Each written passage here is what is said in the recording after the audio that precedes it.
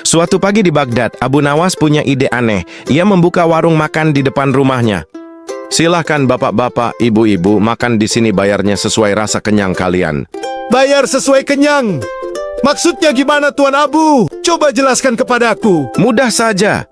Makan sampai kenyang lalu bayar sesuai rasa kenyangmu. Kalau sedikit kenyang, bayar sedikit. Kalau sangat kenyang, bayar banyak.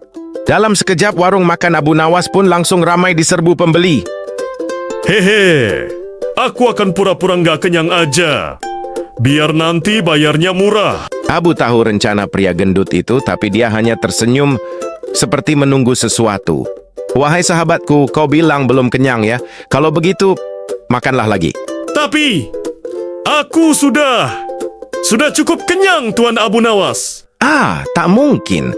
Barusan aku mendengarnya. Katamu tadi belum kenyang, bukan?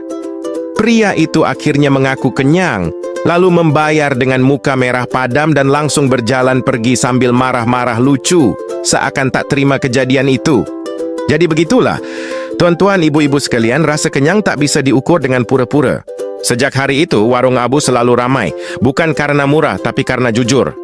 Abu Nawas berpesan, orang yang jujur akan selalu kenyang, bukan di perutnya, tapi di hatinya.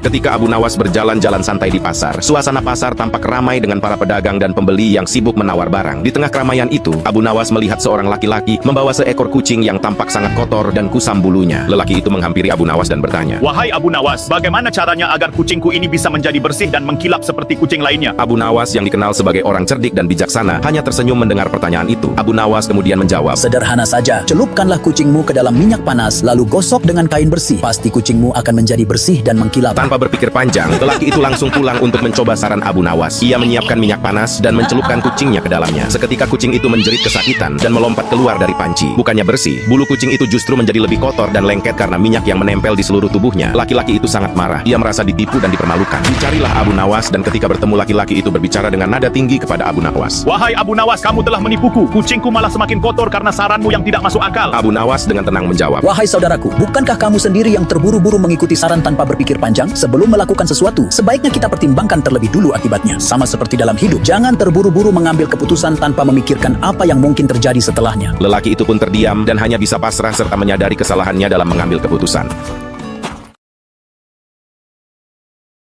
Pada suatu masa di kerajaan Baghdad terjadi sebuah kericuhan. Rakyat tidak lagi mendapatkan ketenangan seperti biasa. Penyebabnya karena terjadi penculikan dan pembunuhan misterius yang membuat mereka enggan keluar rumah. Kabar itu akhirnya sampai ke telinga Baginda Raja dan para prajurit. Baginda pun heran. "Aku tidak punya musuh. Pasti masalah ini datang dari negeriku sendiri. Namun siapa dalang dari penculikan dan pembunuhan itu?" Yang mengejutkan adalah dalang kericuhan itu ternyata berasal dari orang dalam istana. Namun Baginda tidak bisa memastikan siapa karena selama ini para menteri tampak setia kepadanya. Saat merenung, Baginda teringat pada Abu Nawas, si cerdik dari Baghdad. Ia pun memanggil Abu Nawas ke istana. "Ampun tuanku, ada apakah gerangan memanggil hamba? Akhir-akhir ini aku resah. Aku mendengar dari rakyat bahwa telah terjadi keributan karena ada penculikan dan pembunuhan. Aneh, ini bukan dari musuh, melainkan dari orangku sendiri, seolah ia ingin mengudeta kerajaan. Lalu apa yang bisa hamba lakukan untuk masalah ini, wahai Baginda?" "Tentu aku ingin kau menguji kesetiaan para menteriku. Aku yakin ini adalah ulah salah satu dari mereka." "Baiklah, perintah Baginda akan hamba laksanakan. Namun hamba meminta waktu sehari saja untuk memikirkan caranya." "Laksanakan Abu Nawas, aku yakin kau mampu menyelesaikannya." Abu Nawas pun mohon diri untuk pulang ke rumah agar bisa berpikir tenang. Setibanya di rumah Abu Nawas terus berpikir mencari cara, namun Abu Nawas justru tertidur karena kelelahan, tanpa sempat menemukan caranya. Keesokan harinya saat Abu Nawas hendak sholat subuh, ia melihat serban miliknya yang sudah lama tidak dicuci dan berbau busuk. Tiba-tiba Abu Nawas mendapat sebuah ide. Abu Nawas pun melanjutkan untuk sholat subuh, dan setelah selesai Abu Nawas pergi menghadap Baginda. "Baginda, hamba sudah menemukan cara untuk menguji kesetiaan para menteri, namun ada syaratnya." "Apa itu Abu Nawas? Katakan padaku." "Syaratnya adalah Baginda harus bersandiwara bahwa serban usang ini adalah serban sakti. Jika di antara mereka ada yang berbohong, mengatakan bau serban ini wangi, dialah pelaku sebenarnya." Kata Abu Nawas sambil memberikan serban usangnya. Baginda pun setuju. Lalu Baginda memanggil 5 menterinya dan mengatakan bahwa serban itu adalah serban sakti pemberian dari kerajaan lain yang dapat meramalkan masa depan negeri. Satu persatu menteri mencium serban itu. Menteri pertama, kedua, dan ketiga mengatakan baunya sangat wangi. Menteri keempat dan kelima justru berkata baunya sangat busuk sekali. Mendengar pernyataan menteri keempat dan kelima, Baginda tersenyum bangga. Baginda pun mengungkapkan yang sebenarnya bahwa serban itu tidak sakti, melainkan serban milik Abu Nawas yang sudah lama tidak dicuci. Menteri pertama, kedua, dan ketiga pun gemetar ketakutan karena telah berbohong. Baginda Raja akhirnya tahu hal yang sebenarnya. Baginda pun menghukum ketiga menteri itu dimasukkan ke dalam penjara. Sementara menteri keempat dan kelima diberi hadiah karena kejujuran dan kesetiaan yang telah mereka lakukan. Begitu pula dengan Abu Nawas, ia diberi hadiah karena berhasil mengungkap kebenaran.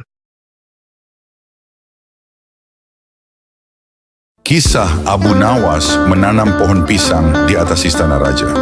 Suatu hari, Raja Harun ar-Rasyid memanggil Abu Nawas dan menantangnya untuk menanam pohon pisang di atas istana. Dengan percaya diri, Abu Nawas menerima tantangan tersebut.